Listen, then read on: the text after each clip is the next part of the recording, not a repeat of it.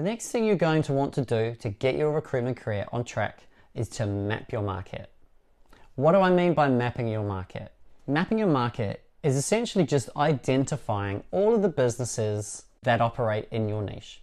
And on the candidate side, all the people that operate in your niche. Now, you're not going to identify absolutely every single person on the candidate side. We'll get to this in a second. For now, let's focus on the client side of things. As a recruiter, if you're doing 360 recruitment, you need to build your client base. That's where you're going to make your money. And in order to build your client base, you need to know who the clients are, what they do, how they operate, and as much as you possibly can about the businesses.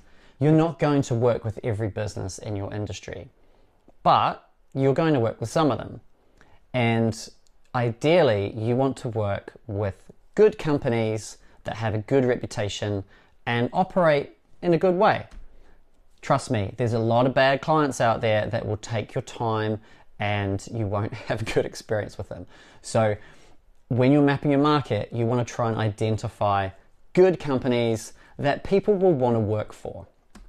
Okay, so how do we do this? Well, similar to building your knowledge base, you're gathering information about your market. You're talking to people. You are reading articles, news. You are researching yourself. You've got Google, you've got AI. These days, you can pretty much gather any kind of information you want. But you want to do that in a systematic way.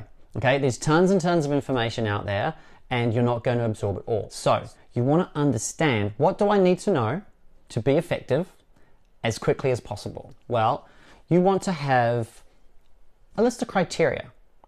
Okay, so if I said to you, pick a type of client that you want to work with, what would it be? Well, if you're new to the industry, you're probably not going to know what kind of client you want.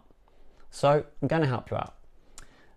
A good client for anyone, whether they're starting out or whether they've been doing this for 20 years, is a client that they can have a good conversation with. A client that is transparent, gives them the information that they need to know. A client that has a good recruitment process. Recruitment processes can be absolutely appalling and they can drag on for months and months. Okay, those are not fun times for you or the candidate or the client really. And you might be wondering, well, why would anybody do that? That's probably a question that still needs to be answered. But again, if you can have the understanding of the types of clients you want to work with, then that's the ones that you can start to identify when you're out in the market doing your research. So talk to people, talk to candidates, ask them who they view as a good client. Ask them who would they want to work for if they could pick any client in the market today. Who would that be? That kind of stuff's going to give you a really good indication as to the types of clients that you should go after. Okay? Once you've got enough information of the types of clients you want to work with, then you can start mapping out your market and putting in place a business development process to try and go and secure those clients. Now also, talk to your boss, talk to your colleagues, talk to people who know more than you about your industry and ask them what they do. Ask them the types of clients that they work with. You're not going to know these things right at the beginning of your career. So the best thing that you can do is talk to people. That is going to be your best source of information. The right people, of course, though.